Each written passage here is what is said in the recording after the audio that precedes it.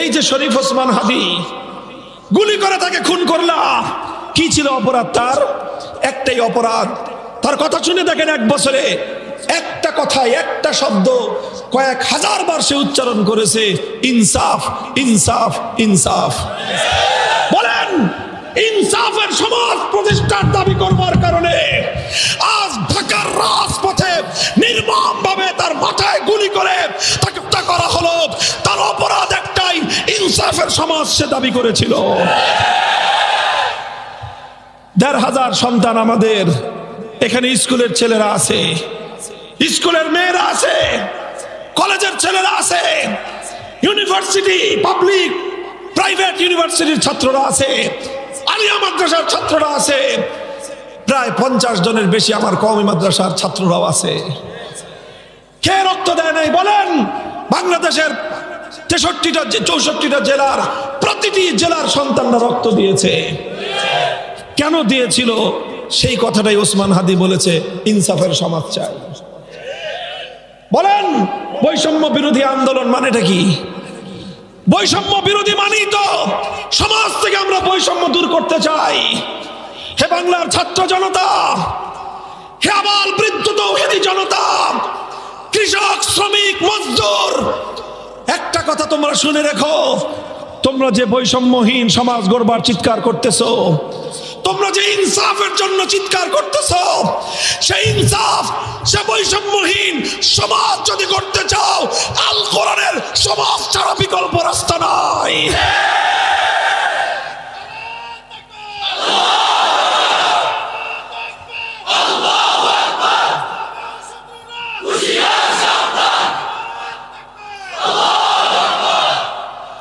মুহতারাম হাজিরিন, এই জন্য আল্লাহর কোরআন সরকারকে দায়িত্বগুলো দিয়েছে।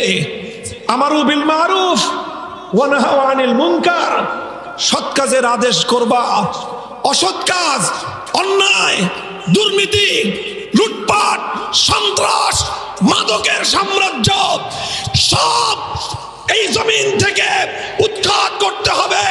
মাদকের সমস্ত আখড়া জ্বালিয়ে পুড়িয়ে সারখার করে দিতে হবে। নাহাউ আনিল মুনকার, আল্লাহ পাক এই দায়িত্ব দিয়েছেন। আলহামদুলিল্লাহ। হে আমার বাংলাদেশের মানুষ, আমার আখেরি পয়গাম তোমাদের কাছে একটা কথা, দেখো, যেই সমাজ ব্যবস্থার কথা আল্লাহর কোরআন বলেছে, ইসলাম এবং মুসলমানরা যতদিন সেই কোরআনী সমাজ ব্যবস্থার দিকে ফিরে না আসবা, পৃথিবীতে সম্মান, মর্যাদা, সমৃদ্ধি কোনো কিছুই তোমাদের কপালে জুটবে না। আর যদি তোমরা ইসলামের সমাজ ব্যবস্থা কায়েম করতে পারো, ইনশাআল্লাহ যুগের পর যুগ লাগবে না, বছরের পর বছর লাগবে না, 1 থেকে 2 বছরের মাথায় তোমরা নিজেরা ঘরে বসে নিজের হাতে তার সুফল দেখতে পাবা ইনশাআল্লাহ। আমি দেখে এসেছি। আমি একটা দেশে গিয়েছিলাম, যেই দেশে 30 জন মন্ত্রী, তার মধ্যে 28 জনই মৌলানা, কওমি মাদ্রাসার ছাত্র, সব কওমি মাদ্রাসার ফারেক হুজুর, তারা সেই দেশটা চালায়। সেই দেশে একটা মন্ত্রণালয় আছে, পৃথিবীর কোনো দেশে সেই মন্ত্রণালয় নাই। ওই মন্ত্রণালয়ে আমরা গেলাম, গিয়ে সেখানকার প্রধানমন্ত্রী, তার মূল মন্ত্রীকে পাই নাই, ডেপুটি মিনিস্টারের সঙ্গে দেখা। সেই মন্ত্রণালয়ের নামটা কি? ওয়াজারাতুল আমরি বিল মারুফ ওয়ান নাহি আনিল মুনকার। মন্ত্রণালয়ের নামই হলো যে সৎ কাজের আদেশ, অসৎ কাজের নিষেধ মন্ত্রণালয়, এই হলো নাম। জিজ্ঞাসা করলাম, ভাই এটা কিরকম নাম দিলেন আপনারা মন্ত্রণালয়ের? কত রকম মন্ত্রণালয় দেখলাম, অর্থ মন্ত্রণালয়, শিক্ষা মন্ত্রণালয়, বিদ্যুৎ মন্ত্রণালয়, শ্রম মন্ত্রণালয়, পররাষ্ট্র মন্ত্রণালয়, স্বরাষ্ট্র মন্ত্রণালয়, আইন মন্ত্রণালয়, পাট মন্ত্রণালয়, খাদ্য মন্ত্রণালয়, শিল্প মন্ত্রণালয়, কত রকম মন্ত্রণালয় আছে। সারা দুনিয়া ঘুরা কোথাও তো এই আমর বিল মারুফ নাহি আনিল মুনকার, কোরআনের অর্ধেক আয়াত, এক রাকাত নামাজ হয়ে যাবে এই মন্ত্রণালয়ের নাম দিয়া। এই নাম দিলেন কেন আপনারা? আল্লাহু আকবার। ডেপুটি মিনিস্টার আমাদেরকে জবাব দিলেন যে, দেখেন হুজুর, অন্য সব মন্ত্রণালয় এটা আমরা নিজেদের প্রয়োজনে বানাইছি। আমরা মনে করছি আমাদের বিবেচনা থেকে আমরা মনে করছি অর্থ মন্ত্রণালয় দরকার, আমাদের বিবেচনালয় থেকে মনে করছি আমরা বিদ্যুৎ মন্ত্রণালয় দরকার, আমাদের বিবেচনা থেকে আমরা মনে করেছি খাদ্য মন্ত্রণালয়, পররাষ্ট্র মন্ত্রণালয়, স্বরাষ্ট্র মন্ত্রণালয়, শ্রম মন্ত্রণালয়, বাণিজ্য মন্ত্রণালয় এগুলি দরকার। এগুলো আমরা মনে করে বানিয়েছি। আর আমর বিল মারুফ আর নাহি আনিল মুনকারের এই মন্ত্রণালয়টা আমরা নিজেদের বিবেচনায় বানাই নাই, এটা বানানোর জন্য স্বয়ং আল্লাহ নির্দেশ দিয়েছেন, এই জন্য বানাইছে। বলে একটা মন্ত্রণালয় যেটার কথা স্বয়ং আল্লাহ বলেছেন, ইম্মাক্কান্নাহুম ফিল আরদ, আমি যদি ইমানদারদেরকে ক্ষমতা দেই, সেই ক্ষমতা পাওয়ার পর নামাজ কায়েম করবে, যাকাত বাস্তবায়ন করবে, এরপরে তারা আমর বিল মারুফ আর নাহি আনিল মুনকার, সৎ কাজের আদেশ অসৎ কাজে নিষেধ করার কাজ করবে। বলে যে আল্লাহর এই হুকুম বাস্তবায়নের জন্য আমরা এই মন্ত্রণালয়টা কায়েম করেছি। জিজ্ঞাসা করলাম কেমনে চলে? বলল ওই দেশের সবচেয়ে বেশি পাওয়ারফুল মন্ত্রণালয় হলো এটা, সবচেয়ে পাওয়ারফুল মন্ত্রণালয়। আমাদের দেশের পাওয়ারফুল মন্ত্রণালয় কোনটা জানেন? প্রতিরক্ষা মন্ত্রণালয়, অর্থ মন্ত্রণালয়, পররাষ্ট্র মন্ত্রণালয়, স্বরাষ্ট্র মন্ত্রণালয়, এগুলি হলো প্রভাবশালী মন্ত্রণালয়। এই জন্য বড় বড় মন্ত্রীরা এই পদগুলি নেয়।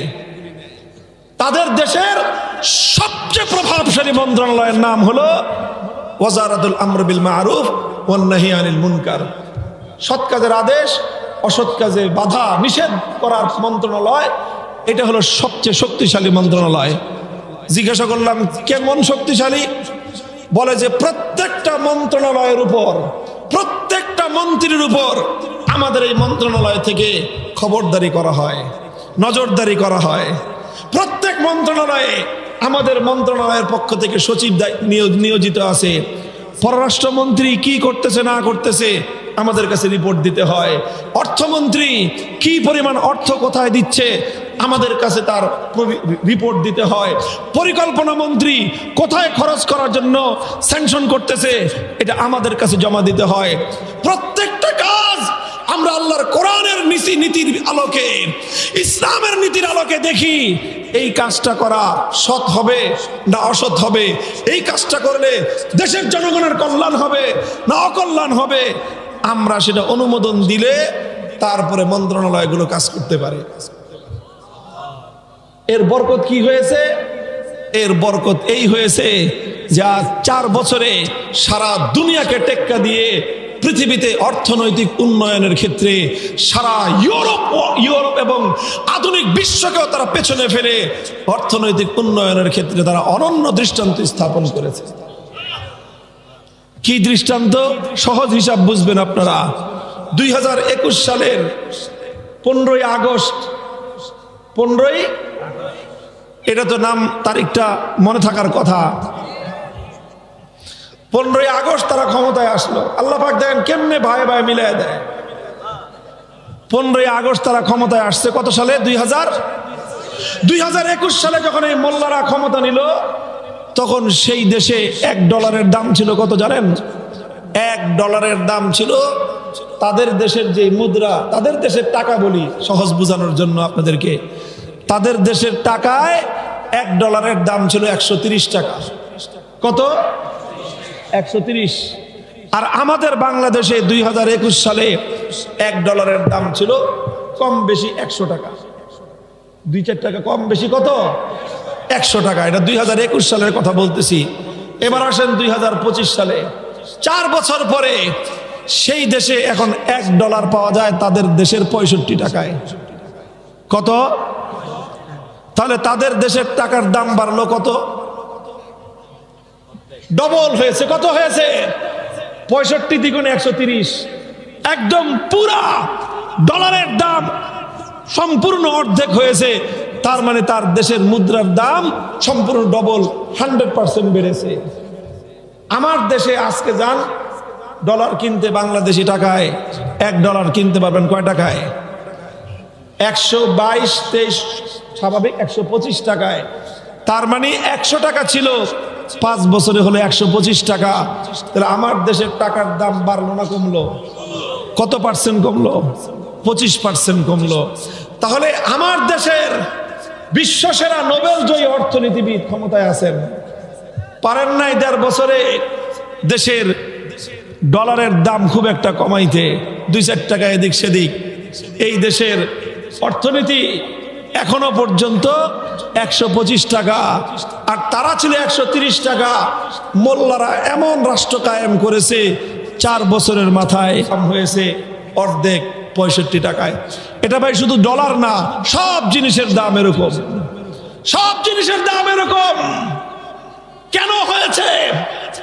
তারা ওই এমন একটা সমাজ ব্যবস্থা কায়েম করেছে, অনেক বড় লোক তারা হয়ে গেছে তা না, সমাজের মধ্যে বৈষম্য বলতে কিছু নাই। 8 লক্ষ পরিবার, কয় লাখ? 8 লক্ষ পরিবার, 8 লক্ষ পরিবারকে তারা প্রতি মাসে ভাতা দেয়। কি দেয়? কত করে? এই ভিক্ষা দেয় আপনাদের মতো না, বাংলাদেশি টাকায় কম করে হলেও 10,000 টাকা দেয় এক একটা ফ্যামিলিকে। এবার হিসাব করেন, 10,000 টাকাকে 8 লাখ দিয়ে পূরণ দিয়ে ক্যালকুলেটরে হিসাব কুলায় কিনা দেখেন। এই পরিমাণ টাকা প্রতি মাসে মান্থলি কোনো সার্ভিস ছাড়া, কোনো কাজ ছাড়া, শুধুমাত্র ওই সকল নিডি ফ্যামিলিগুলোকে তারা ভাতা দেয় যারা বিগত 40 বছরে দেশের জন্য জীবন দিয়েছে, যারা অভাবী, যারা দরিদ্র। 8 লক্ষ দরিদ্র পরিবারের দায়িত্ব গ্রহণ করবার মতো রাষ্ট্র কায়েম করেছে মোল্লারা। তোমাদের বিশাল সাম্রাজ্যবাদী ভারত পারে নাই করতে, পাকিস্তান পারে নাই করতে, দক্ষিণ পূর্ব এশিয়ার আর কোন দেশের পক্ষে 8 লক্ষ পরিবারকে প্রতি মাসে এই বিপুল পরিমাণ অর্থ ভাতা দেওয়ার সামর্থ্য নাই। থাকলে আছে একমাত্র মোল্লাদের।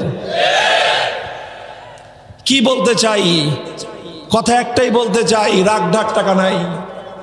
খোলাসা করে বলতে চাই, অনেককে দায়িত্ব দিয়ে দেখেছেন, অনেক ক্ষমতা রদবদল করেছেন। একবার সোনার বাংলা দেখেছেন, একবার নতুন বাংলা দেখেছেন, সবুজ বাংলা দেখেছেন, ডিজিটাল বাংলাদেশ দেখেছেন।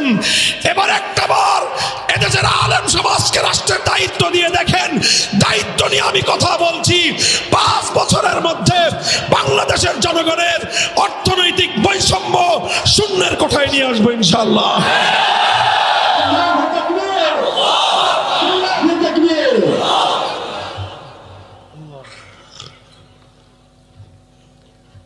মোহতারাম হাজিরিন, কথা আমার শেষ।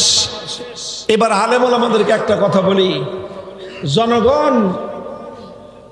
জনগণকে তো এই কথাটা বুঝাইতে হবে যে নেতৃত্বের প্রকৃত উপযুক্ত হলো তারা যাদের পক্ষে আল্লাহর কোরআনের এলেম আছে তারা। এটা আলেমদের ব্যর্থতা যে আমরা এই জাতিকে এই কথাটা বুঝাইতে পারি নাই। হে জাতি, আপনাদেরও ব্যর্থতা আছে। আপনারা হুজুরদের কাছ থেকে শুধু পড়া পানি নেন, হুজুরদের কাছ থেকে শুধু মিলাদ পড়ান, হুজুরদের কাছ থেকে শুধু দোয়া নেন, হুজুরদেরকে দিয়ে শুধু জানাজা পড়ান, হুজুরদেরকে দিয়ে শুধু বিয়া পড়ান আর বিয়া খসান। এই কাজগুলি ছাড়া হুজুরদেরকে আর কোনো কাজে লাগান না। অথচ হুজুররা আসলে এই কাজগুলো তাদের খুবই পার্ট টাইম কাজ। হুজুরদের আসল কাজ হলো শান্তির সমাজ বিনির্মাণ করা। আসল কাজ হলো জুলুম এবং ইনসাফ, জুলুমের বিরুদ্ধে ইনসাফ কায়েম করার লড়াই চালানো। হুজুরদের আসল কাজ হলো একটি সুন্দর শান্তির সমাজ গঠন করা, আল কোরআনের সমাজ কায়েম করাই আলেম সমাজের দায়িত্ব।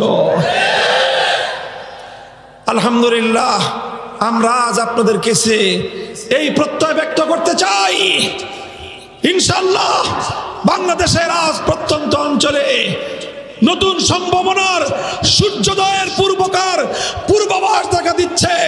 নতুন সূর্যোদয়ের সুবহে সাদেক উদিত হয়েছে। ইনশাআল্লাহ আজ আমরা আশাবাদী, আগামীর বাংলাদেশ হবে ইসলামের বাংলাদেশ, আগামীর বাংলাদেশ হবে খেলাফতের বাংলাদেশ, আগামীর বাংলাদেশ হবে আল কোরআনের বাংলাদেশ। সেই বাংলাদেশ গড়ার জন্য আপনারা আপনাদের ইফোর্ট, আপনাদের শ্রম দিবেন তো ইনশাআল্লাহ। ঘাম ঝরানো মেহনত করতে হবে, করবেন। আল্লাহর কাছে চোখের অশ্রু দিয়ে ফরিয়াদ জানাতে হবে সফলতার জন্য। করবেন? ঘাম আর অশ্রু দেওয়ার পর বিপ্লবের জন্য মাটি উর্বর হয়ে যাবে। এরপরে একটা চূড়ান্ত বিপ্লবের প্রয়োজন হবে। সেই বিপ্লবের জন্য যদি প্রয়োজন হয় শহীদি ঈদগাহে বুকের তাজা শাহাদাতের রক্ত দেওয়ার জন্য কারা প্রস্তুত থাকবো? হাত তুলে শপথ করো খোদার কাছে।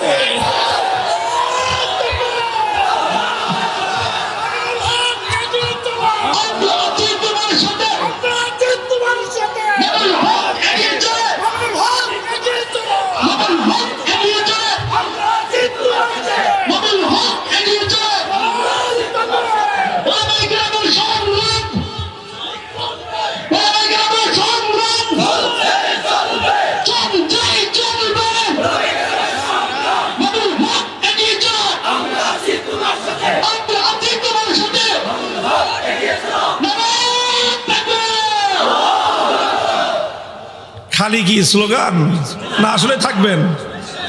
হ্যাঁ, এই খালি মুখের কথার কথা না শপথ? বলেন শপথ, অঙ্গীকার। কার সাথে? বলেন কার সাথে? আল্লাহ পাক রব্বুল আলামিন আমাদের এই শপথকে কবুল ফরমান। আগামীর দেশ, আগামীর পৃথিবীটা ইনশাআল্লাহ ভিন্ন এক পৃথিবী হবে। যারা পুরান দিনের সেই পুরানা জিনিসের যারা নাকি আশা করতেছেন, ইনশাআল্লাহ আগামীর পৃথিবী রং বদল হবে ইনশাআল্লাহ। আল্লাহ পাক রব্বুল ইজ্জত আমাদের সকলকেই সেই সুন্দর সমাজ বিনির্মাণ করার এবং সেই সুন্দর সোনালী শুভ্র প্রভাত দেখার তৌফিক আল্লাহ আমাদেরকে দান করুন। ইসলাহুল মুসলিমিন ওলামা পরিষদ, ওলামায়ে কেরামের ঐক্যবদ্ধ ফোরাম সংগঠন, এই সংগঠনটির 30 বছর পূর্তি উপলক্ষে অনুষ্ঠিত হচ্ছে আজকের এই মোবারক মাহফিল। হযরত ওলামায়ে কেরাম জাতির অন্যতম শ্রেষ্ঠ অভিভাবক, জাতীয় নেতৃত্বের সবচেয়ে উপযোগী জনগোষ্ঠী হলো আলেম সমাজ। সেই আলেমদের একটি ঐতিহ্যবাহী সংগঠনের আজকে উদ্যোগে আয়োজিত হচ্ছে এই মাহফিল। এখানে যারা শরীক হয়েছেন ওলামায়ে কেরামের ডাকে, আমি আপনাদের সকলকে অভিনন্দন এবং শুকরিয়া জ্ঞাপন করছি। আল্লাহ রাব্বুল আলামিন আলেমদের পাশে থাকবার, তাদের ডাকে সাড়া দেওয়ার তৌফিক আল্লাহ আপনাদের অব্যাহত রাখুন। বন্ধুগণ, আমি আপনাদের সম্মুখে পবিত্র কোরআনে কারীমের সূরাতুল হজ্জের 41 নম্বর আয়াত তেলাওয়াত করেছি। সেই সাথে নবী আকরাম সাল্লাল্লাহু আলাইহি ওয়াসাল্লামের একটি হাদিস আমি আপনাদের সম্মুখে পাঠ করেছি। কোরআনের এই আয়াত এবং হাদিসকে সামনে রেখে বর্তমান আমাদের সমাজ এবং জাতীয় জীবনের প্রয়োজনীয় কিছু নির্দেশনা কোরআন থেকে, হাদিস থেকে আপনাদের সম্মুখে উপস্থাপন করার চেষ্টা করব। আল্লাহ রাব্বুল আলামিন আমাকে সময়ের প্রয়োজনীয় কথাগুলো যথাযথভাবে ইখলাসের সাথে বলবার তৌফিক দান করেন। আমি আপনাদের সম্মুখে কোরআনের যে আয়াত তেলাওয়াত করেছি সূরাতুল হজ্জের, আল্লাহ পাক রব্বুল আলামিন এখানে মুমিনদের সম্পর্কে একটি সংবাদ দিয়েছেন।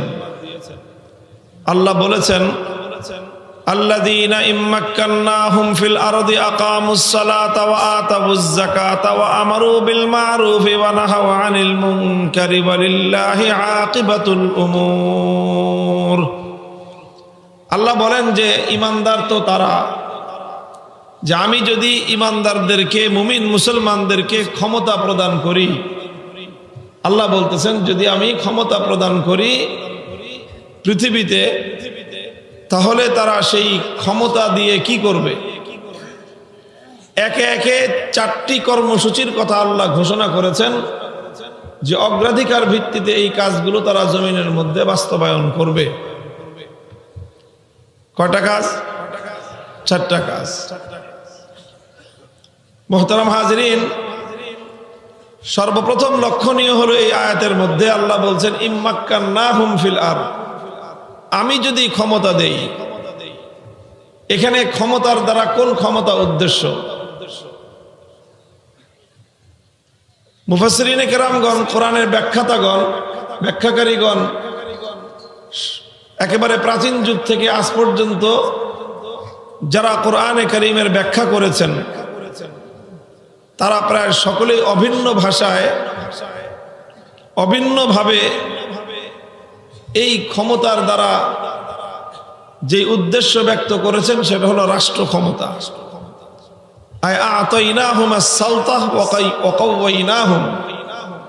আল্লাহ বলতেছেন ইম্মাক্কান্নাহুম ফিল আরদি, আমি যদি পৃথিবীতে ইমানদারদেরকে রাষ্ট্র ক্ষমতা প্রদান করি। কোন ক্ষমতা?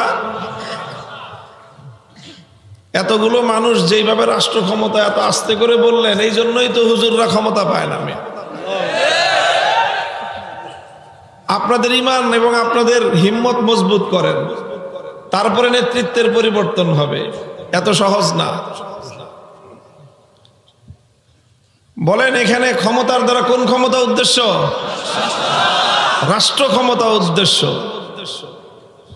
ইম্মাক্কান্নাহুম ফিল আরদি, আল্লাহ বলতেছেন আমি যদি পাক্কা সাচ্চা ইমানদারদেরকে রাষ্ট্র ক্ষমতা দেই আর আপনারা বলতে ভয় পান। আল্লাহ বলতেছেন আমি যদি তাদেরকে রাষ্ট্র ক্ষমতা দেই। কোরআনের এই ছোট্ট একটা শব্দের মাধ্যমে রাষ্ট্র ক্ষমতা সম্পর্কে যে ইসলামের মূল দৃষ্টিভঙ্গি এবং মানব রচিত যতগুলো রাজনৈতিক মতবাদ আছে, অন্য সকল মতবাদের সাথে ইসলামের যে পার্থক্য, মৌলিক বুনিয়াদী পার্থক্য, সেটাও এই আয়াত থেকে প্রতীয়মান হয়, পরিষ্কার হয়ে যায়। কিভাবে হয়? আল্লাহ রাব্বুল আলামিনের বাচন ভঙ্গি থেকে স্পষ্ট বোঝা যায় মাক্কান্নাহুম ফিল আরদি, আমি যদি ক্ষমতা দেই। এই কথা দ্ব্যর্থহীন ভাবে যেটা বোঝায় সেটা হলো ক্ষমতা দেওয়ার একমাত্র মালিককে। ক্ষমতা দেওয়ার মালিক হলেন একমাত্র আল্লাহ। তো ক্ষমতা দেয় কে? ক্ষমতার মালিক যে, সেই তো দিতে পারে নাকি? বলেন, যে ক্ষমতার মালিক সেই তো ক্ষমতা দিতে পারে। যারা ক্ষমতার মালিক না তারা কোনোদিন ক্ষমতা দিতেও পারে না, ক্ষমতা নিতেও পারে না। কোরআনে আল্লাহ দ্ব্যর্থহীন ভাবে বিভিন্ন জায়গায় বলেছেন কুলিল্লাহুম্মা মালিকাল মুলকি তুতিল মুলকা মান তাশাউ ওয়া তানজিউল মুলকা মিম্মান তাশাউ। আল্লাহ বলেন, হে নবী আপনি বলেন, আমার কাছে প্রার্থনা করে বলেন, হে আল্লাহ মালিকাল মুলক, আপনি রাজত্বের মালিক। তুতিল মুলকা মান তাশাউ, যাকে ইচ্ছা আপনি রাজত্ব দান করেন। ওয়া তানজিউল মুলকা মিম্মান তাশাউ, আবার যার কাছ থেকে ইচ্ছা আপনি রাজ্য ক্ষমতা কেড়ে নেন। আপনি যাকে ক্ষমতা দিতে চান বাধা দেওয়ার কোনো শক্তি নাই, আবার যার কাছ থেকে আপনি ক্ষমতা কেড়ে নিতে চান সেই আপনার কাছ থেকে ক্ষমতা কেড়ে নেওয়ার সময়ে প্রতিরোধ করবার দুঃসাহস ও পৃথিবীর কারণ নাই। ক্ষমতার নিরঙ্কুশ মালিক একমাত্র কে? আল্লাহ পাক রব্বুল আলামিন। মুহতারাম হাজিরিন, এটা আল্লাহ পাক যুগে যুগে বিভিন্ন ভাবে, মানুষ যখন এই কথাটা ভুলে যায়, মানুষ অনেক সময় ভুলে যায় যে ক্ষমতার আসল মালিক আল্লাহ, নিজেরাই মনে করতে থাকে আমরাই ক্ষমতার মালিক। তখনই আল্লাহ পাক রব্বুল আলামিন মাঝে মাঝে তার কুদরতের বহিঃপ্রকাশ ঘটান, দেখায়া দেন যে ক্ষমতার প্রকৃত মালিক হলেন একমাত্র আল্লাহ। এটা আমার আল্লাহ পাক রব্বুল আলামিনের নীতি। আল্লাহ সবসময় ধরেন না, পাকড়াও করেন না, কিন্তু মানুষ যখন ক্ষমতা নিয়ে দম্ভ করে, অহংকার প্রকাশ করে, ক্ষমতাকে যখন মানুষ নিজের বাপদাদার তালুকদারি মনে করে, তখনই আমার আল্লাহর পক্ষ থেকে পাকড়াও চলে আসে। আর আল্লাহর পক্ষ থেকে যখন পাকড়াও আসে, রক্ষা করার দুনিয়াতে কোনো ক্ষমতা নাই।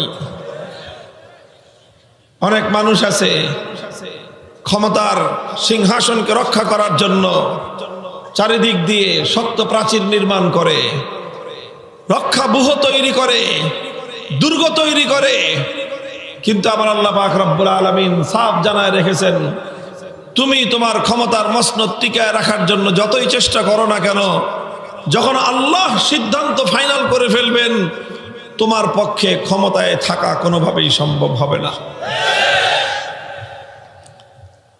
আমরা বাংলাদেশের মানুষ, বর্তমানে এই প্রজন্ম, আমরা সৌভাগ্যবান যে আল্লাহ পাক রব্বুল আলামিন আমাদেরকে ইতিহাসের এই অনিবার্য বাস্তবতার একটা সাক্ষী হিসেবে আল্লাহ আমাদেরকে কবুল করেছেন। ক্ষমতার মালিক যে আল্লাহ, এবং আল্লাহ চাইলে যে কারো কাছ থেকে আল্লাহ যে ক্ষমতা কেড়ে নিতে পারেন, এই কথার সাক্ষী হলো আজকে বর্তমানে আমরা বাংলাদেশের এই প্রজন্ম। এই সৌভাগ্য আল্লাহ পাক সবাইকে দেন না। মাঝে মাঝে আল্লাহ পাক রব্বুল আলামিন তার এই ক্ষমতার বহিঃপ্রকাশ আল্লাহ নিজে ঘটান। মুহতারাম হাজিরিন, বর্তমানে আমরা বাংলাদেশের এই মানুষ জনগোষ্ঠী, আমাদের একটা দুর্ভাগ্য আছে আর একটা সৌভাগ্য। দুর্ভাগ্যটা হলো 15টা বছর আমাদের এই বাংলাদেশের মানুষকে সাফার করতে হয়েছে। 15টা বছর জুলুম নির্যাতনের জাতাকলে পিষ্ট হতে হয়েছে। চরম নির্যাতনের মধ্য দিয়ে আমাদেরকে দিনাতিপাত করতে হয়েছে। বহু অসংখ্য মানুষ তারা বাড়ি ঘরে থাকতে পারে নাই, বছরের পর বছর ফেরারি জীবন যাপন করতে হয়েছে। বহু মানুষ এমন হয়েছে যে তারা বছরের পর বছর কারাগারের অন্ধকার প্রকোষ্ঠে তাদেরকে দিন গুজরান করতে হয়েছে। অসংখ্য যুবক মায়ের কোল খালি করে তারা চিরতরে গুম হয়ে গেছে, হারিয়ে গেছে, আর কোনোদিন তারা মায়ের কোলে ফিরে আসে নাই। অনেক মা তার সন্তান হারা হয়েছেন, অনেক বাবা তার কলিজার টুকরা সন্তান হারিয়ে পাগলের মতো রাস্তায় রাস্তায় ঘুরেছে, কিন্তু কোথাও তার সন্তানের সন্ধান পান নাই। এই ধরনের অনেক অসংখ্য নির্যাতনের সম্মুখীন হয়েছে বাংলাদেশের এই প্রজন্ম। এই জন্য 15টা বছর আমাদের অনেক কষ্টে কেটেছে, অনেক নির্যাতনের স্টিম রোলার আমাদের উপর দিয়ে পরিচালিত হয়েছে। এটা আমাদের জন্য একটা দুর্ভাগ্যের বিষয় ছিল। তবে আল্লাহ পাক রব্বুল আলামিন আবার ওটাকে আমাদের একটা সৌভাগ্যের দ্বারা আল্লাহ পাক পরিবর্তন করে দিয়েছেন। বাংলাদেশের মানুষ ধরে নিয়েছিল 2024 সালের জানুয়ারির পরে যে আর সম্ভব না, সবাই নিয়ত করে ফেলেছিল 41 সাল পর্যন্ত। মানুষ বলা বলি করত। 2024 সালের জানুয়ারি মাসে আমি হলাম জেলখানায়। জেলখানার মানুষগুলো অনেকে জানুয়ারির আগ পর্যন্ত কিছু আশা স্বপ্ন দেখত। জানুয়ারিতে যখন সব হয়ে গেল, নির্বাচনও হয়ে গেল, নির্বাচন হয়ে তাড়াতাড়ি রাতারাতি শপথ হয়ে গেল, খুব তাড়াহুড়া, মন্ত্রী পরিষদও হয়ে গেল, তখন সবাই জেলখানায় বলা বলি করলো যে আর সম্ভব না, এই বেডে বেঁচে থাকতে আর সম্ভব না। এখন উপায় একটাই, অপেক্ষা করো যে সে যদি কোনোদিন মরে, আর যে অবস্থা তার বছর যায় তার বয়স কমে। অবস্থা এরকম ছিল না যে বছর একটা করে যায় আর মনে হয় যে তার চেহারা আরো চকচকা হয়, শরীর আরো তেলতেলা হয়। কি যে একটা ক্ষমতার মজা! এই দেখে দেখে মানুষ, বাংলার মানুষ হতাশ হয়ে পড়েছিল। এদেশের মানুষ মনে করতে আরম্ভ করেছিল যে উনি বেঁচে থাকতে, ফেরাউন বেঁচে থাকতে যেরকম মুসা নবীর উম্মতের মুক্তির কোন রাস্তা ছিল না, এই বাংলাদেশের লেডি ফেরাউন বেঁচে থাকতেও এই দেশের মানুষের মুক্তির আর কোনো রাস্তা নাই, এরকম সবাই মনে করত। আর তারাও বলতো, তারা তো বলতোই এ কথা যে তাদের কাছ থেকে ক্ষমতা কেড়ে নেওয়ার মতো কোনো শক্তি নাই। এমনকি এদেশের মানুষ মনে করত যে প্রয়োজনে 1 লক্ষ মানুষকে যদি গুলি করে মারতে হয় তাও মারবে, ক্ষমতা ছাড়বে না। বলেন, এগুলোকে আমি বানায় বলতেছি না, এগুলোই আমাদের ধারণা ছিল, এগুলোই আমাদের সকলের ধারণা ছিল। পক্ষের বলেন বিপক্ষের বলেন সবাই এরকমই মনে করেছিল। কিন্তু এই পরিস্থিতি সম্পর্কে আল্লাহ 1400 বছর আগেই বলে রেখেছেন, ফাতাহুমুল্লাহু মিন হাইসু লাম ইয়াহতাসিবুহ, ফাতাহুমুল্লাহু মিন হাইসু লাম ইয়াহতাসিবুহ। সবাই যখন ধরে নিয়েছে ক্ষমতাচ্যুত করার কোনো উপায় নাই, নিজেও ধরে নিয়েছে আমাকে ক্ষমতা থেকে নামাবে সরাবে এমন কোনো শক্তি নাই, সব দোস্ত দুশ্মন সকলেই যখন ফাইনাল, আর কোনোভাবেই তাকে ক্ষমতার গদি থেকে নামানো সম্ভব নয়, আমার আল্লাহ পাক রব্বুল আলামিন ওই পরিস্থিতি সম্পর্কে কোরআনে কারীমের সূরাতুল হাশরের মধ্যে বহু আগে ঘোষণা করেছেন, ফাতাহুমুল্লাহু মিন হাইসু লাম ইয়াহতাসিবু। আমার আল্লাহ যখন পাকড়াও করার সময় আসবে এমন ভাবে পাকড়াও করবেন, এমন ভাবে পাকড়াও করবেন, তুমি এমন কি তোমার 14 গোষ্ঠী কোনোদিন কল্পনাও করো নাই। আল্লাহ বলছেন এমন ভাবে আমি ধরবো, বলবে যে আরে কোত্থেকে আসলো এরা, কোন রাজনৈতিক বড় দল না, কোন রাজনৈতিক বড় নেতা না, কোন বিদেশি শক্তি না, ক্ষুদ্র ক্ষুদ্র কিছু ছাত্র, ছোট ছোট কিছু মানুষ, আমার আল্লাহ পাক রব্বুল আলামিন তাদেরকে সাহায্য করলেন। যেমনি ভাবে ক্ষুদ্র ক্ষুদ্র আবাবিল পাখির কাছে দাম্ভিক আব্রাহার ধ্বংস হয়েছিল, ঠিক তদ্রুপ বাংলার দামাল ছাত্র জনতার কাছেও এই যুগের নব্বলানি ফেরাউনের এমন পতন হয়েছে, সীমান্তের বাইরে গিয়ে পড়েছে।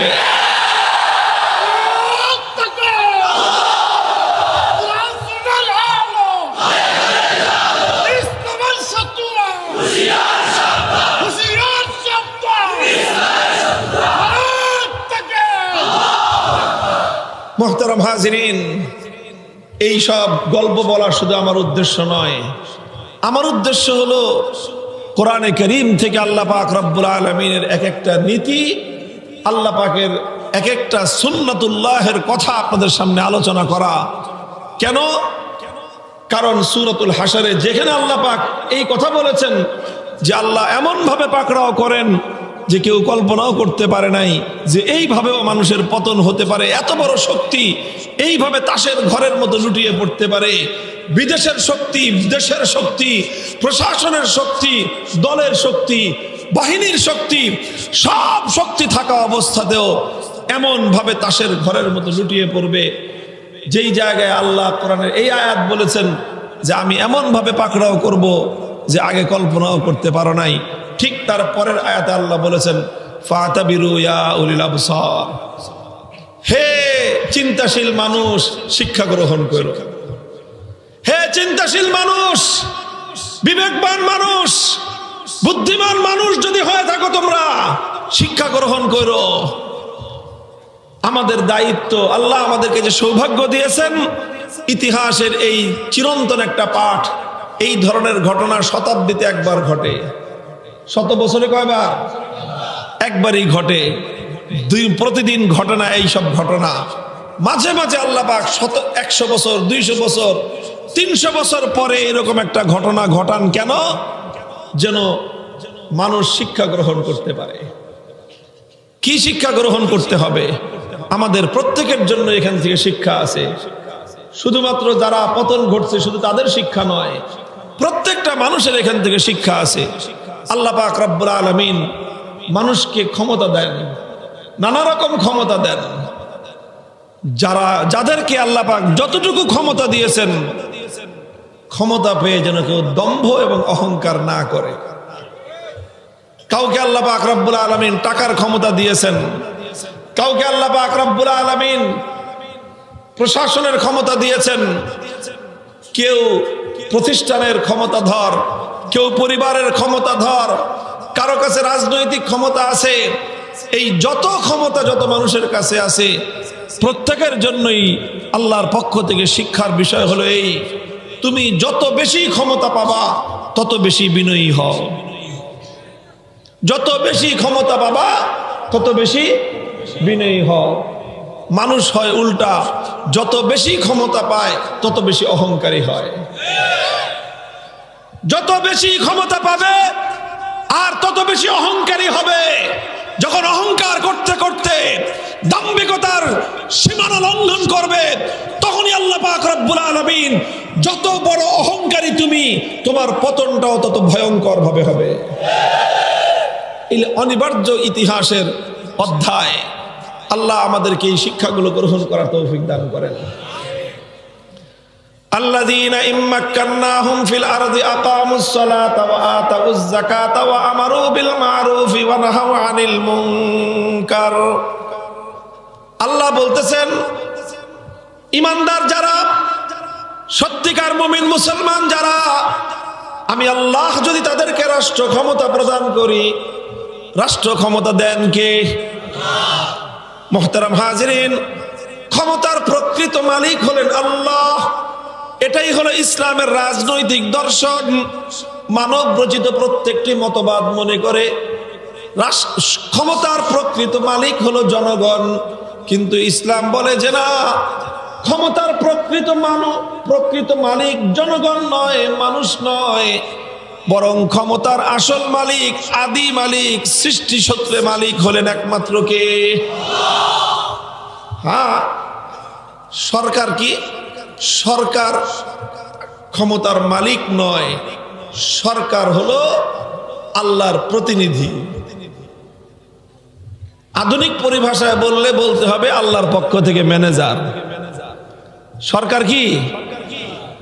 দেখেন, একজনে একটা ব্যবসা প্রতিষ্ঠান করছেন, মিল, কারখানা, ফ্যাক্টরি অথবা অন্য যে কোনো ব্যবসা প্রতিষ্ঠান, এটার মালিক আছে একজন, কিন্তু মালিক এই ব্যবসা প্রতিষ্ঠান পরিচালনা করার জন্য আবার একজন ম্যানেজার নিয়োগ দেয় কিনা বলেন? কাজ কিন্তু সব ওই ম্যানেজারই করে।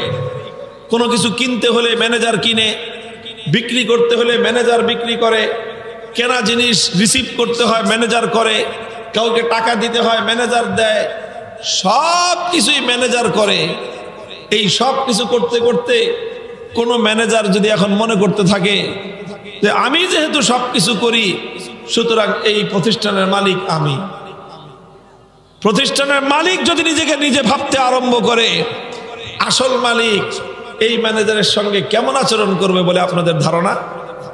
ঘাটটা ধাক্কা দিয়ে বের করে দিবে না? যে বেটা, বেতনভুক্ত কর্মচারী, তুই ম্যানেজার, তোর দায়িত্ব হলো আমি যেইভাবে বলবো আমার প্রতিষ্ঠান তুমি সেইভাবে পরিচালনা করবা। পরিচালনা তুমি করবা, নিয়ম আমি দেব। পরিচালনা তুমি করবা, আইন আমি দেব। পরিচালনা তুমি করবা, বিধান আমি দেব। আমার দেওয়া বিধান মতে, আমার দেওয়া আইন অনুযায়ী, আমার দেওয়া নীতি অনুযায়ী তুমি যতদিন পরিচালনা করবা, ততদিন ম্যানেজারের চাকরি থাকবে।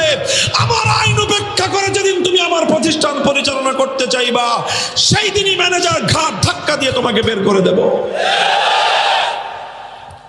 মুহতারাম হাজিরিন, ঠিক তদ্রূপ রাষ্ট্রের প্রকৃত মালিক, জমিনের প্রকৃত মালিক হলেন কে?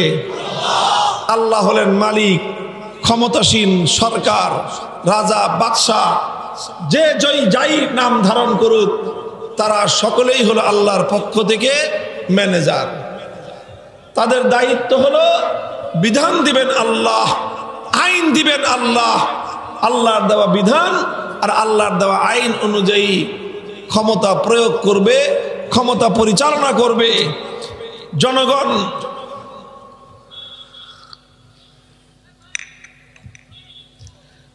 আল্লাহর দেওয়া ক্ষমতা, মালিক হলেন আল্লাহ। রাষ্ট্র সরকার তারা হলো শুধুমাত্র এটা ম্যানেজিং করবে, এটা নীতি এবং আইন তৈরি করে দিবেন কে? মুহতারাম হাজিরিন, এটাই হলো ইসলামের রাজনৈতিক দর্শনের সবচেয়ে গুরুত্বপূর্ণ বুনিয়াদ। দুনিয়ার রাজনৈতিক মতবাদ, দুনিয়ার মানব রচিত প্রতিটি তন্ত্র মন্ত্র মনে করে ক্ষমতার মালিক হলো জনগণ। জনগণ মালিক আর আল্লাহ মালিক, এই দুইটা কথার মধ্যে তফাৎটা কি? তফাৎটা হলো এই, যারা বলে জনগণ ক্ষমতার মালিক, এই মতবাদকে বিশ্বাস করলে হয় তাহলে জনগণের ইচ্ছাই হবে আইন। আর ইসলাম বলে না, ক্ষমতার মালিক হলেন আল্লাহ, তার অর্থ হলো আল্লাহর ইচ্ছাই হবে আইন। ইসলামী রাষ্ট্রবিজ্ঞানে জনগণের পজিশনটা কি? জনগণের পজিশন হলো সরকার আল্লাহর আইন অনুযায়ী জনগণের কল্যাণে কাজ করবে। কল্যাণ হবে কাদের? বলেন, কল্যাণ হবে কাদের? স্বার্থ রক্ষা হবে কাদের? সব স্বার্থ রক্ষা হবে জনগণের, কল্যাণ হবে জনগণের। ক্ষমতা চালাবে সরকার, আইন দিবেন কে? এটাই হলো ইসলামের রাজনৈতিক দর্শন। মুহতারাম হাজিরিন, এই কথাগুলি মনে রাখবেন। মৌলিক নীতি নির্ধারণে কিছু কথা বললাম, আর দুটো কথা বলবো, আমার আলোচ্য বিষয় শেষ। আল্লাহ কোরআনের যে আয়াত আমি আপনাদের সম্মুখে তেলাওয়াত করেছি, সেই আয়াতের মধ্যে আল্লাহ কি বলেছেন? যদি আমি ইমানদার মুমিন মুসলমানদেরকে রাষ্ট্র ক্ষমতা দেই, সেই ক্ষমতা পেয়ে ইমানদাররা কি করবে? ক্ষমতা পেয়ে তারা করবেটা কি? শুধু আঙ্গুল ফুলে কলা গাছ হবে? ক্ষমতা পেয়ে তারা করবে কি? জনগণের সম্পদ চুরি করে, লুটপাট করে, দুর্নীতি করে বিদেশে বেগম পাড়া করবে? ক্ষমতা পেয়ে তারা করবে কি? ক্ষমতা পেয়ে আল্লাহর কোরআন বলতেছে অগ্রাধিকারের ভিত্তিতে তাদের প্রথম দায়িত্ব হবে আকামুস সালাত, তারা মুসলিম সমাজের মধ্যে নামাজ কায়েম করবে। 2 নম্বর দায়িত্ব হবে ওয়াতাউজ যাকাত, যাকাত ভিত্তিক অর্থ ব্যবস্থা সমাজে কায়েম করবে, যাকাত ব্যবস্থা বাস্তবায়ন করবে। এটা হবে তাদের 2 নম্বর গুরুত্বপূর্ণ দায়িত্ব। 3 নম্বর দায়িত্ব হবে আমারু বিল মারুফ, তারা সৎ কাজের আদেশ জারি করবে। 4 নম্বর কাজ হবে তাদের ওয়া নাহাউ আনিল মুনকার, তারা জাতির মধ্যে অন্যায় নাফরমানির কাজ, যত ধরনের অন্যায় নাফরমানির কাজ আছে এগুলোর ব্যাপারে নিষেধাজ্ঞা জারি করবে। এই 4টা কাজ করা মুমিন মুসলমানরা যদি ক্ষমতা পায়, তাদের সর্বপ্রথম এই 4 কাজ করা, এটা কোরআন বলেছে তাদের জিম্মাদারি। মুহতারাম হাজিরিন, দেখেন আমাদের পতন কেন হয়েছে? দুনিয়া জুড়ে মুসলমানদের আজকে এই অবস্থা কেন? মুসলমানদের এই পরিণাম কেন ঘটেছে? মুসলমানরা একটা মৌলিক জায়গায় ভুল করেছে, এবং এটা এমনিতে ভুলটা হয় নাই। যুগ যুগ ধরে ইহুদি খ্রিস্টানরা মুসলমানদের ব্রেন ওয়াশ করেছে।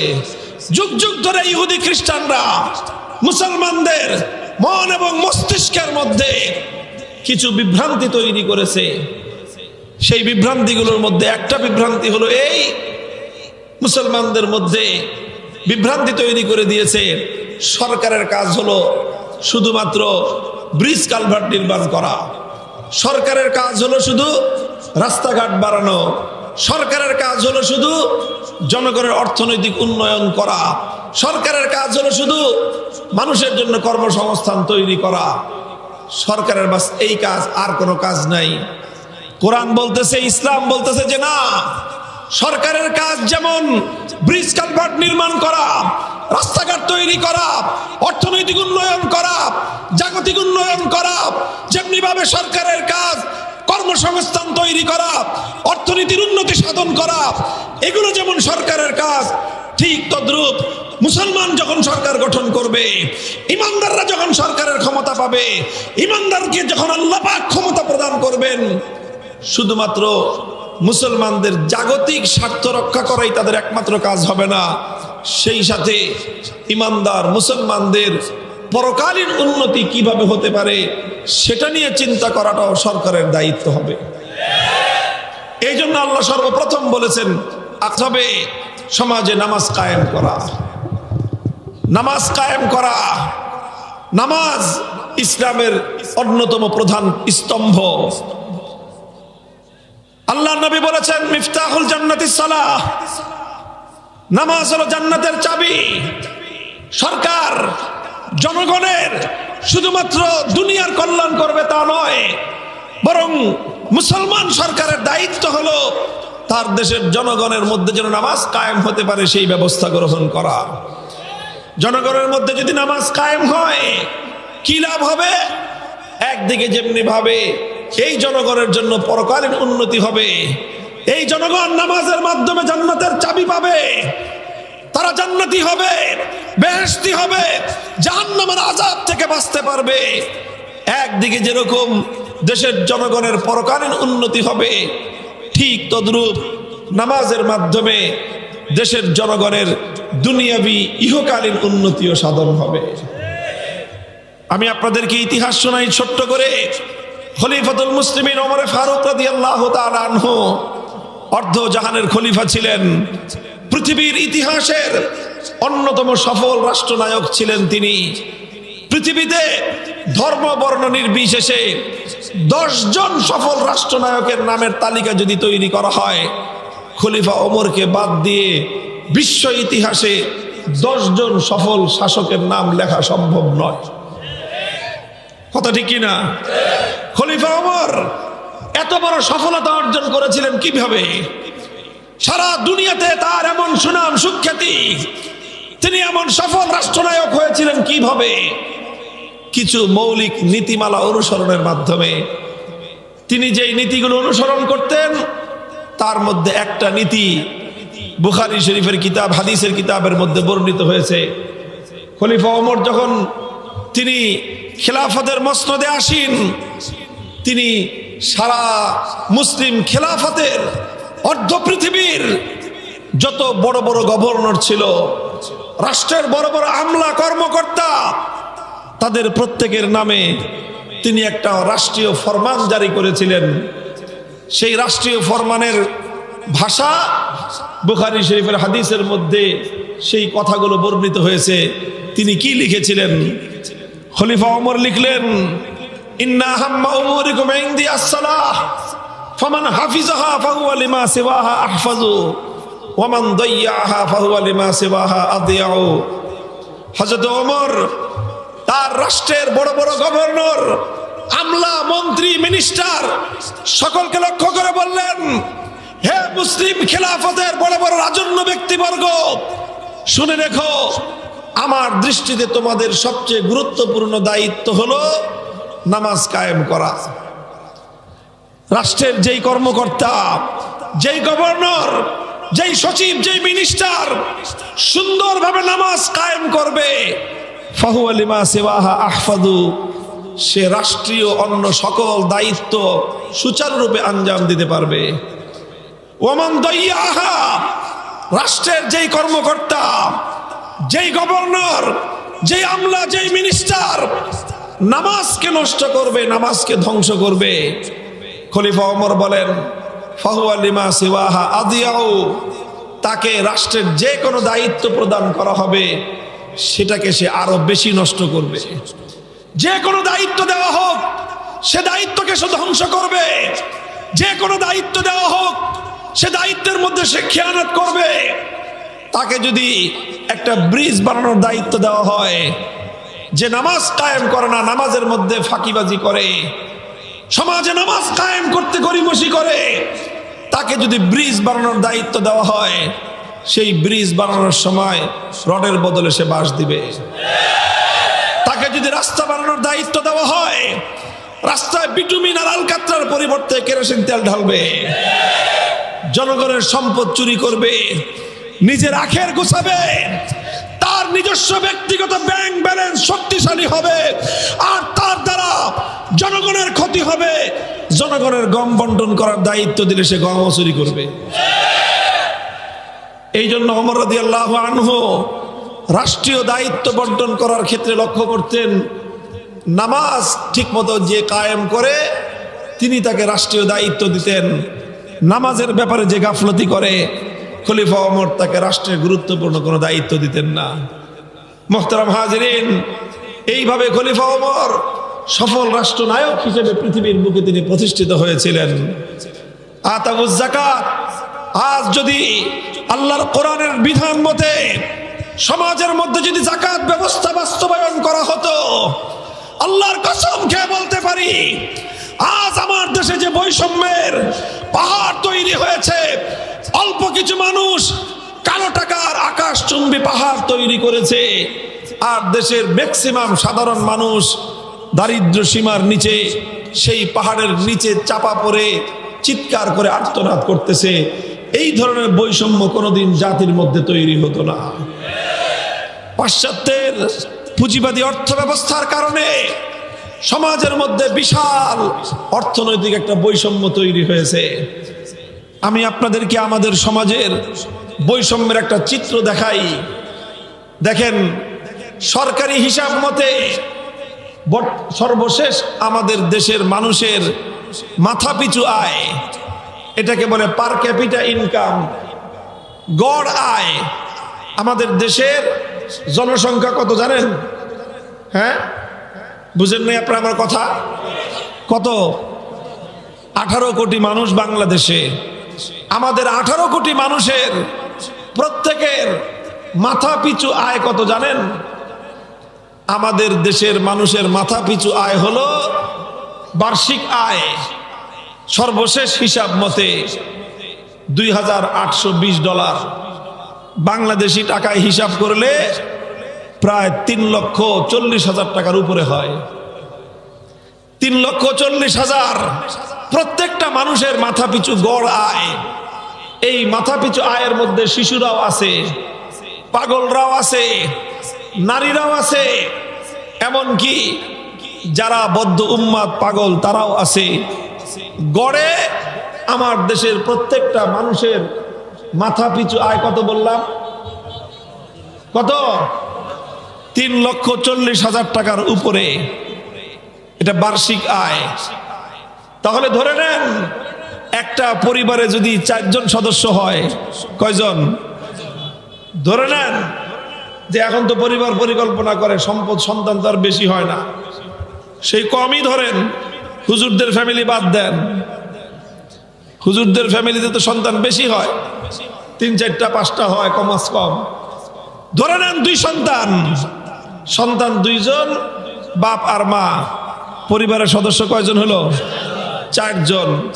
মাথাপিছু আয় যদি 3,40,000 হয়, 4 জনের আয় কত হয় বলেন? 3 লাখ করে 3 4 12 লাখ, আর 40,000 করে আরো 1,20,000, তো কত হলো? 13,20,000। 13,20,000 হলো বার্ষিক ইনকাম। তাহলে মাসিক ইনকাম হবে কত? মাসে যদি 1 লক্ষ টাকা করে হয়, তাহলে 12 মাসে হয় 12 লাখ। এরপরে থেকে যায় আরো 1,20,000, তাহলে আরো 10,000। তাহলে মাসে 1,10,000 টাকা।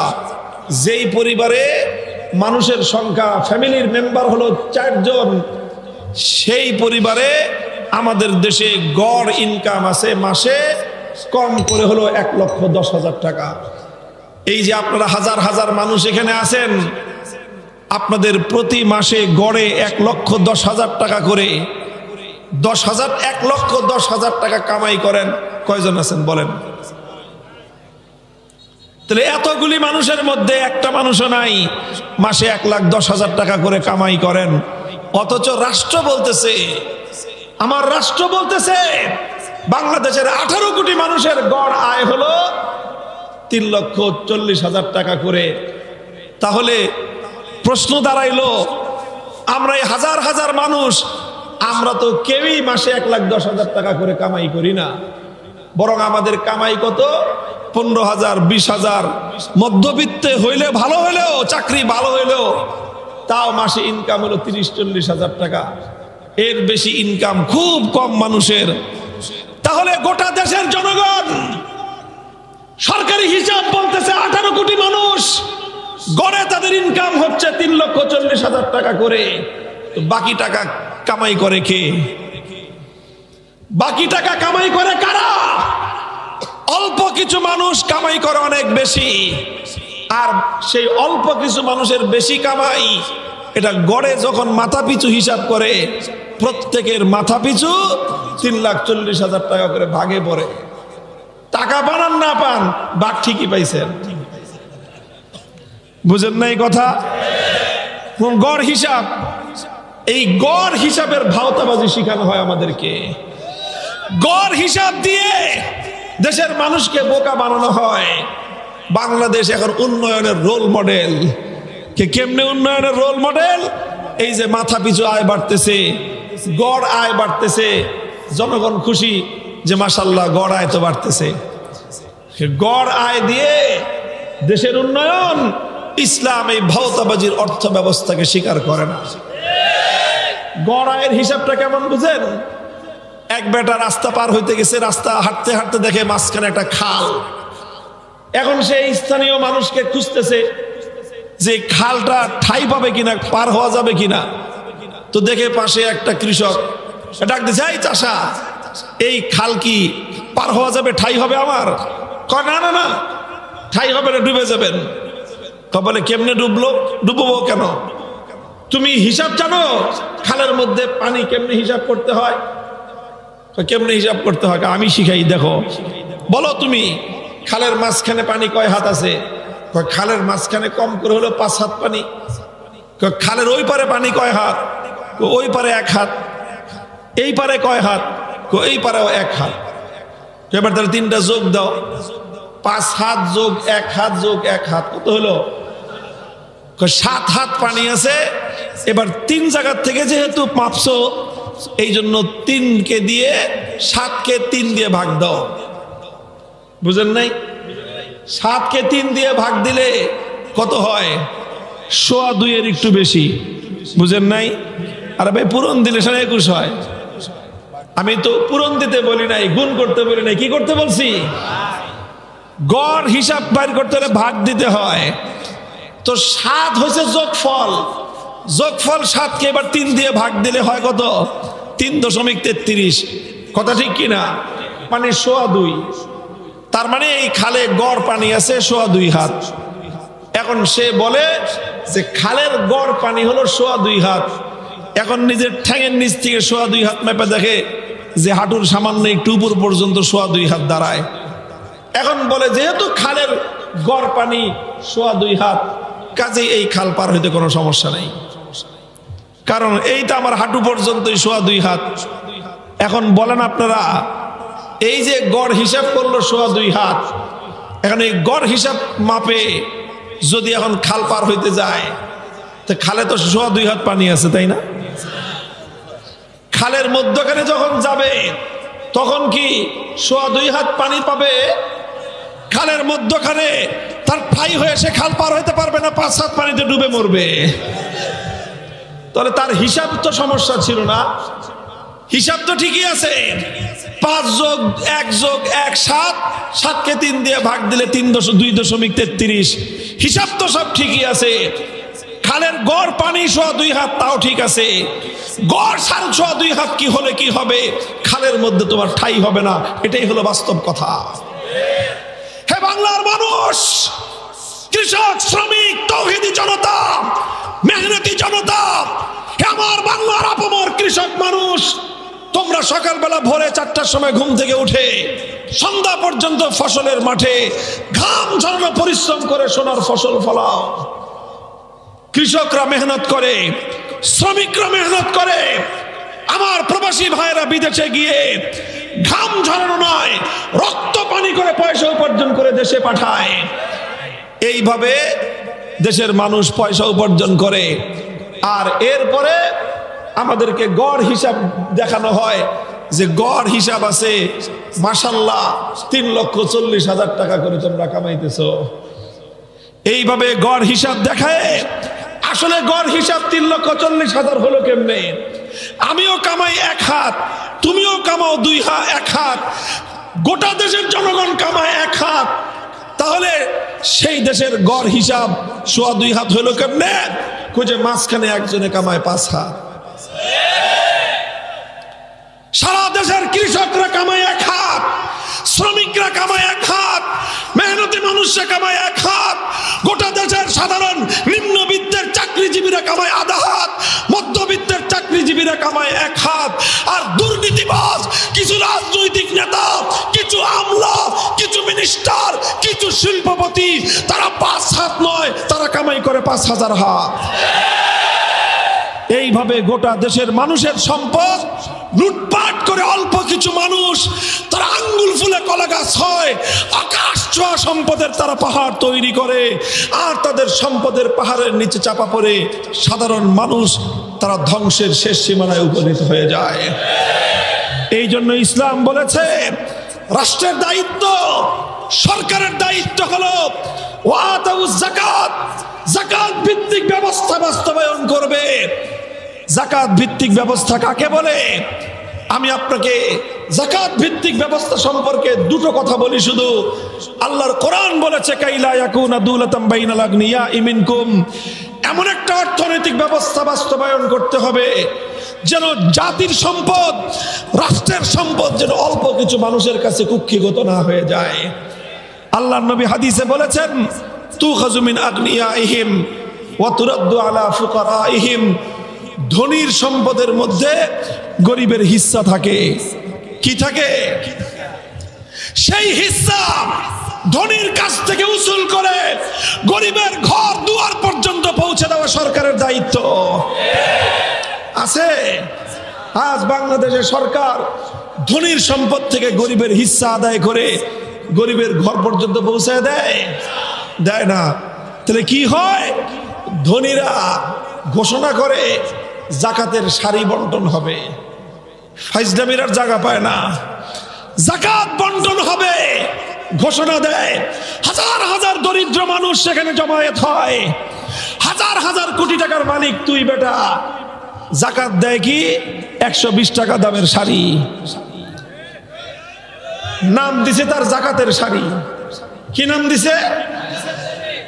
আর একটা লুঙ্গি, ফেরফেরা লুঙ্গি দেয়, নাম দিছে যাকাতের লুঙ্গি। বদমাইশের সমাজ ব্যবস্থা। যাকাতের শাড়ি কি জিনিস? যাকাতের লুঙ্গি কি জিনিস? তোমার কাছে গরিবের সম্পদ তোমার হিস্সা, গরিবের হিস্সা ধনীর সম্পদের মধ্যে। সরকারের দায়িত্ব হলো ধনীর কাছ থেকে গরিবের হিস্সা আদায় করে সসম্মানে গরিবের বাড়িতে পৌঁছে দিবে। এখানে যাকাতের কথা বলে গরিবদেরকে একত্রিত করা হয়, হাজার হাজার গরিব মানুষ একত্রিত হয়। এরপরে ধাক্কা ধাক্কিতে পদপিষ্ট হয়ে প্রতি বছর 5 জন, 10 জন, 15 জন, 20 জন গরিব দুঃখী মানুষ নিজের হিস্সা আদায় করতে গিয়ে, নিজের অধিকার আদায় করতে গিয়ে চরম লাঞ্ছনার অপমানের মধ্যে মৃত্যুবরণ করে। কে দিবে এর জবাব? এর জবাব শুধু ধনী নয়, এর সর্বপ্রথম জবাব দিতে হবে রাষ্ট্র ব্যবস্থাকে, সর্বপ্রথম জবাব দিতে হবে সরকারকে। মুহতারাম হাজিরিন, আমরা বলতে চাই, এই জন্য আল্লাহ বলেছেন সরকারের প্রথম দায়িত্ব হলো নামাজ কায়েম করার মাধ্যমে নীতিবান সমাজ ব্যবস্থা কায়েম করবে, যাকাত বাস্তবায়নের মাধ্যমে বৈষম্যহীন সমাজ গড়ে তুলবে। বাংলাদেশের 2024 সালের বিপ্লব হলো প্রায় 1,500 আমাদের যুবক সন্তানেরা, বাংলার দামাল সন্তান, আমাদের ছেলে তোমাদের ছেলেরা অকাতরে রক্ত দিয়েছে।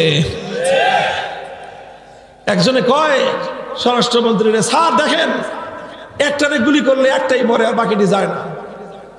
শুনেন না এই কথা? চিন্তা করতে পারেন কথাটা কত ভারী কথা।